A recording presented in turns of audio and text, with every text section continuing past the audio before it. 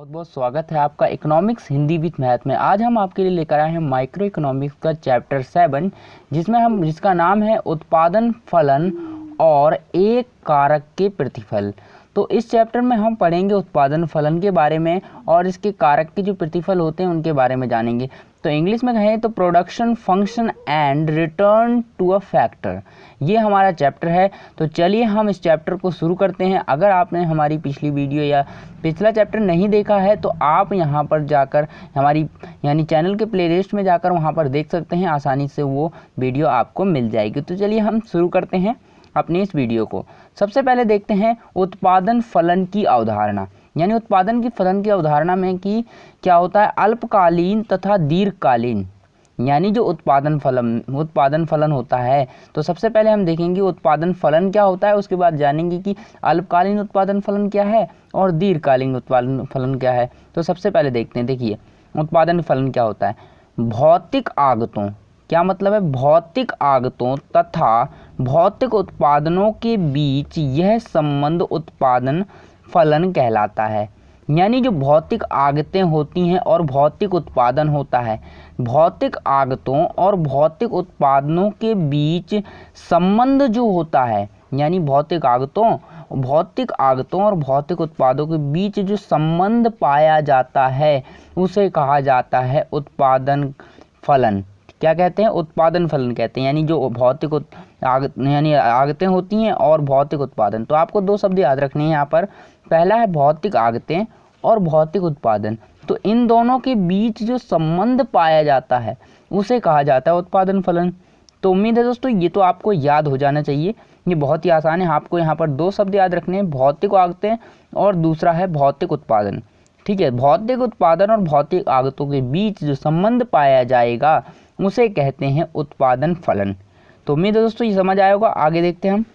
देखिए उत्पादन फलन कैसे होगा, ये देखिए यहाँ पर उत्पादन फलन को आप देखते हैं, यानी मात्रा, यानी भौतिक आगतें, यहाँ पर देखिए भौतिक आगतें और इस प्रकार से जो है फलनात्मक संबंध पाया जाए तो उसे उत्पादन फलन कहते हैं। तो इस प्रकार से आप इसको प्रदर्शित कर सकते हैं। उसके बाद देखते हैं हम स्थिर तथा परिवर्ती कारक, यानी स्थिर कारक और परिवर्ती कारक क्या होते हैं, स्थिर कारक किसे कहते हैं और परिवर्ती कारक किसे कहते हैं। तो स्थिर कारक को समझते हैं और परिवर्ती कारक को समझते हैं। देखिए स्थिर कारक क्या होता है, उत्पादन में परिवर्तन। स्थिर कारक का मतलब होता है कि अगर एक वस्तु, एक फैक्ट्री उत्पादन कर रही है, एक फर्म उत्पादन कर रही है, तो उत्पादन में परिवर्तन से जब वो उत्पादन में परिवर्तन होगा तो कारक जो है परिवर्तित नहीं होता है। स्थिर कारक का मतलब होता है कि वह कारक, यानी स्थिर कारक क्या होता है, वह कारक जो कि उत्पादन में परिवर्तन से परिवर्तित नहीं होता है। यानी अगर किसी यहाँ पर देख सकते हैं, अगर किसी वस्तु में उत्पादन हो रहा है, किसी वस्तु का उत्पादन हो रहा है और वो स्थिर कारक का मतलब क्या हुआ, उसमें वहाँ पर उत्पादन में परिवर्तन तो हो रहा है लेकिन उस उत्पादन के परिवर्तन के कारण उसमें जो है वस्तु के जो कारक है, स्थिर कारक है, उसमें कोई परिवर्तन नहीं होता है, उसे कहेंगे स्थिर कारक। यानी आप सीधा से याद रखें, जब उत्पादन में परिवर्तन होता है और उसके बाद अगर कारक में परिवर्तन ना हो तो स्थिर कारक कहलाएगा। ठीक है, उसके बाद यहाँ पर देखिए परिवर्ती कारक होता है। इसी तरह इसका उल्टा हो जाएगा, परिवर्ती कारक है उत्पादन में परिवर्तन से परिवर्तित होता है। यानी परिवर्ती कारक वह कारक होता है जो कि उत्पादन में परिवर्तन होने से बदल जाता है या परिवर्तित हो जाता है। तो आपको समझ आया क्या क्या चीज़ होती है। अब देखते हैं अल्पकालीन उत्पादन फलन और यहाँ पर दीर्घकालीन उत्पादन फलन दे रखा है, अल्पकालीन और दीर्घकालीन। जैसा कि हमने पहले टॉपिक में इसके बारे में ही पढ़ा था कि अल्पकालीन उत्पादन फलन क्या होता है। अल्पकालीन, अल्प देखिए अल्प का मतलब होता है आधा, कालीन मतलब समय। अल्पकालीन, यहाँ पर देखिए अल्प और कालीन को शब्द दो अलग अलग करके समझते हैं। तो यानी शब्द के अर्थ को समझते हैं। सबसे पहले क्या है, यहाँ पर एक शब्द है अल्पकालीन, यहाँ पर लिखा है अल्प, अल्प का मतलब हो गया आधा और कालीन। यहाँ पर बहुत ही आसान है, देखिए अल्प मतलब हो गया आधा और कालीन का मतलब हो गया समय। ठीक है, यानी अल्पकालीन, इसका क्या अर्थ हुआ, कुछ समय के लिए, कुछ समय के लिए, यानी कुछ समय के लिए। तो इसका अर्थ क्या हो गया, कुछ समय के लिए। अल्पकालीन का अर्थ हो गया कुछ समय के लिए, यानी अल्पकालीन उत्पादन फलन, वह उत्पादन फलन जो अल्पकालीन होता है। यानी ऐसा उत्पादन फलन क्या था, हमने क्या देखा था, उत्पादन फलन क्या था, भौतिक आगतों। देखिए यहाँ पर हमने दो शब्द देखे थे कि उत्पादन फलन क्या है, यहाँ पर था भौतिक आगत, ठीक है, आगतों, भौतिक आगतों, और कौन सी थी, और भौतिक आगतों और भौतिक यहाँ पर उत्पादन, भौतिक उत्पादन। तो हमने क्या देखा था, भौतिक आगतों और भौतिक उत्पादनों के बीच जो संबंध पाया जाता है उसे कहा जाता है उत्पादन फलन।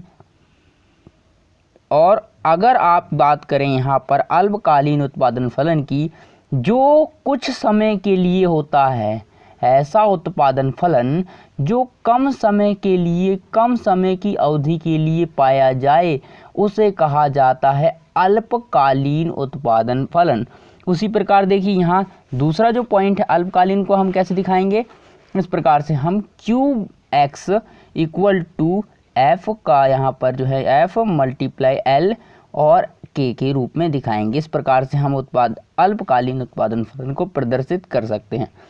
उसके बाद देखते हैं हम दीर्घकालीन उत्पादन फलन, ये क्या होता है।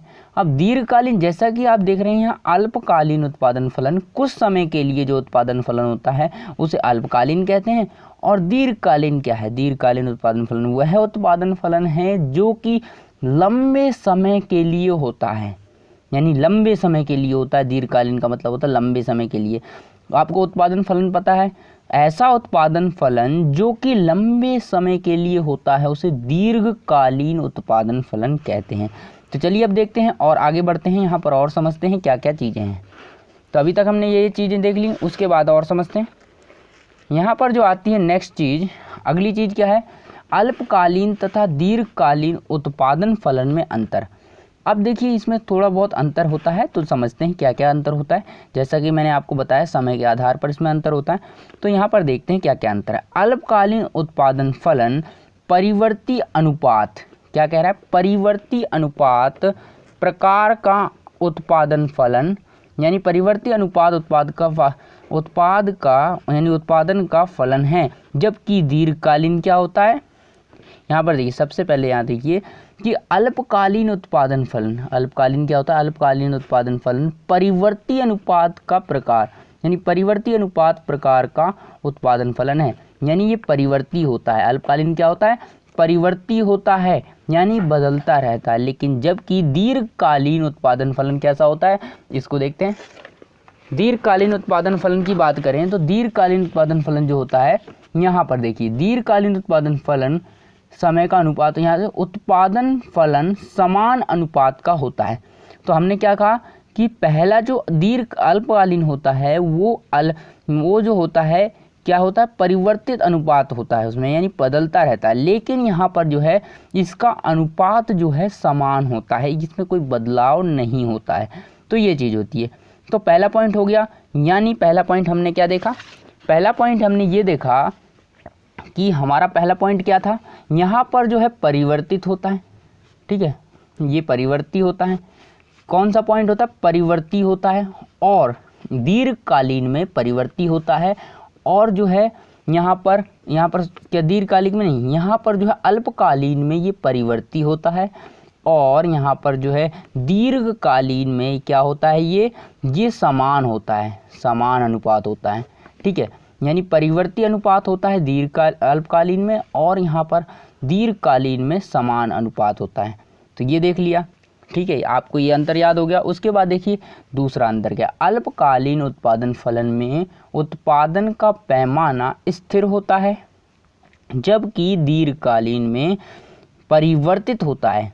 तो आपको याद रखना, देखो क्या है कि अल्पकालीन जो उत्पादन फलन होता है उसमें क्या होता है, उत्पादन का जो पैमाना होता है वो स्थिर रहता है। यानी जब आप उत्पादन करते हैं अल्पकालीन के लिए, यानी कुछ समय में उत्पादन करते हैं, बहुत कम समय यानी ऐसी वस्तु का उत्पादन करते हैं जो कि कम समय में उत्पादित की जा सकती है, तो उसका पैमाना, उत्पादन का जो पैमाना होगा वो स्थिर रहता है, उसमें बदलाव नहीं होता है। जबकि जो अगर आप जो है लंबे समय के लिए उत्पादन करते हैं तो उसमें परिवर्तन होता है।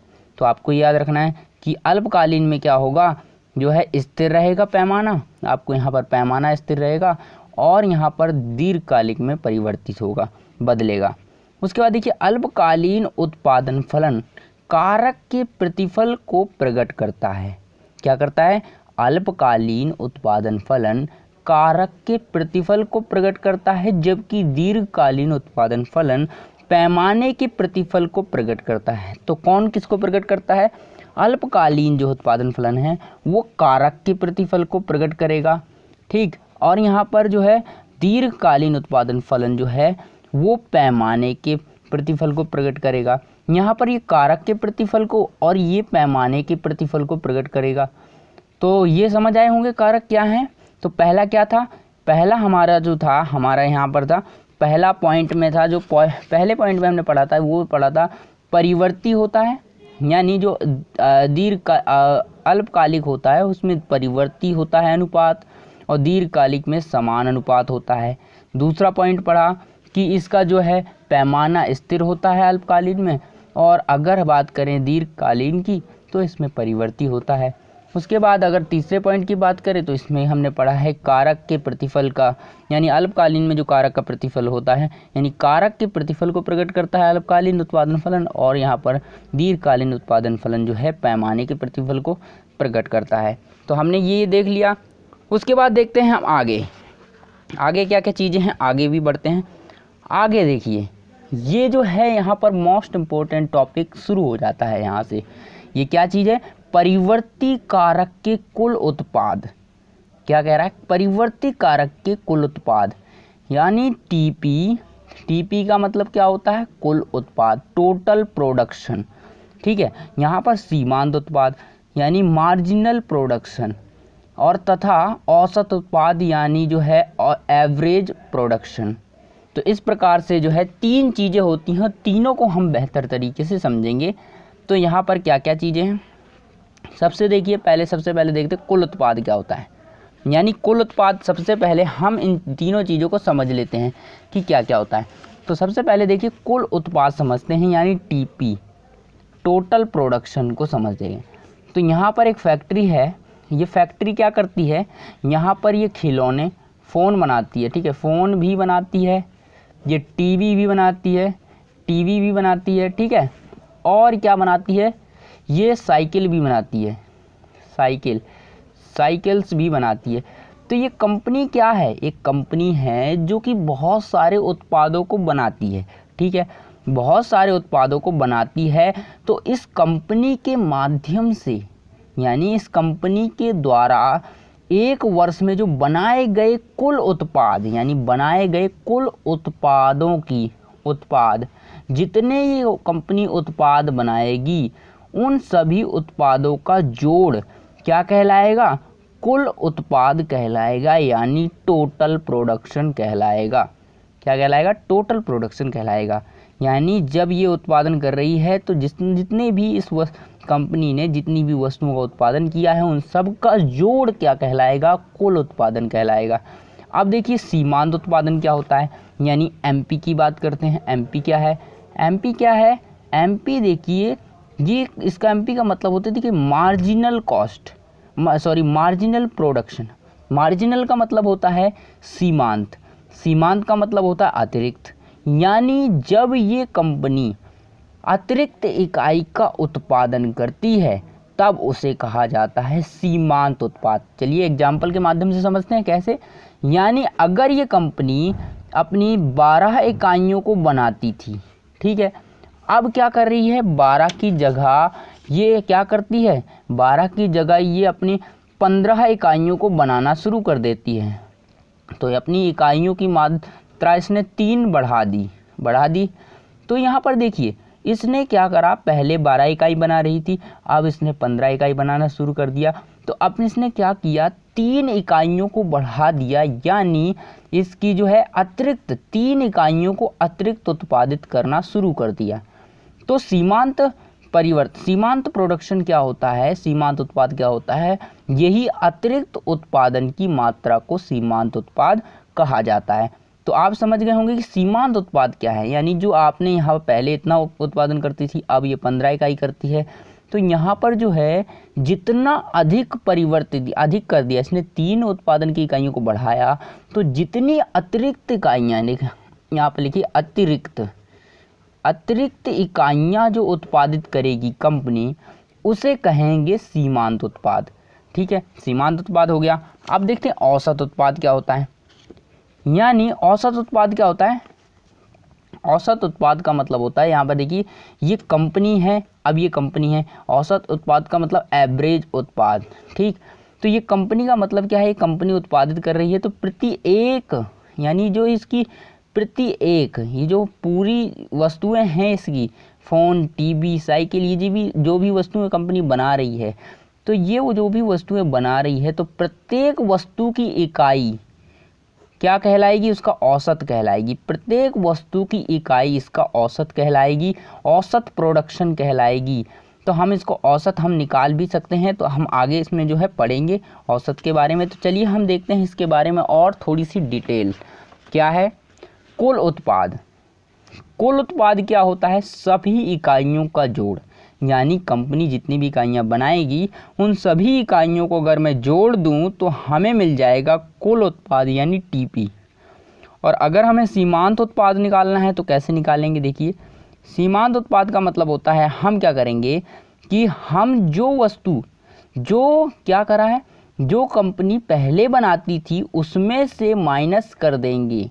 देखिए जो कंपनी ने बाद में बनाया, देखिए जैसे कि मैंने आपको एग्जांपल दिया था ना, यहाँ पर एग्जांपल क्या था, मैंने बताया कि 12 इकाइयाँ बना रही थी, अब 15 बना रही है, तो लास्ट में जो इकाइयाँ बना रही है तो 15 करके यहाँ 12, और जो पहले बनाती थी माइनस कर देंगे, तो पता चल जाएगा उसने कितनी इकाइयाँ ज़्यादा बनाना शुरू कर दी हैं। तो इस तरह से हम सीमांत जो है उत्पादन निकाल सकते हैं। तो इस प्रकार से हमारा सीमांत उत्पादन निकल जाएगा। तो फॉर्मूला क्या है, ये है। तो n जहाँ प्राकृतिक संख्या है, देखिए n ये बड़ा हो गया, यहाँ पर एक संख्या कम हो गई यानी पीछे। तो यहाँ देखिए अब औसत उत्पाद, इसका फॉर्मूला क्या है, इसका फॉर्मूला है औसत उत्पाद निकालने का AP बराबर जो होता है TP, यानी टोटल उत्पाद यानी कुल उत्पाद, और बटे में L क्या है, L परिवर्ती कारक की इकाई होती है। L क्या होती है, परिवर्ती कारक की इकाई होती है। तो L हमारी परिवर्ती कारक की इकाई है। ठीक है, तो L का मतलब है परिवर्ती कारक की इकाई। तो इस प्रकार से जो इसके कुछ फॉर्मूले होते हैं, ये सभी इकाइयों, देखिए TP क्या है, कुल उत्पाद क्या है, सभी इकाइयों का जोड़ है। सीमांत उत्पाद अतिरिक्त उत्पादन की इकाई होती है, यानी जो भी अतिरिक्त उत्पादन होगा वो सीमांत उत्पाद होगा। उसके बाद देखिए औसत उत्पाद, औसत यानी AP, औसत उत्पाद को निकालने का फॉर्मूला ये रहा। देखिए कुल उत्पाद की एक इकाई निकालनी है, यानी परिवर्ती कारक की इकाई से भाग कर देंगे कुल उत्पाद की इकाई यानी कुल उत्पाद को, तो हमें मिल जाएगा औसत उत्पाद। ठीक है, अब हम क्या करते हैं, अब देखते हैं हम ऋणात्मक सीमांत उत्पाद। ऋणात्मक सीमांत उत्पाद क्या होता है, चलिए हम इसको समझ लेते हैं।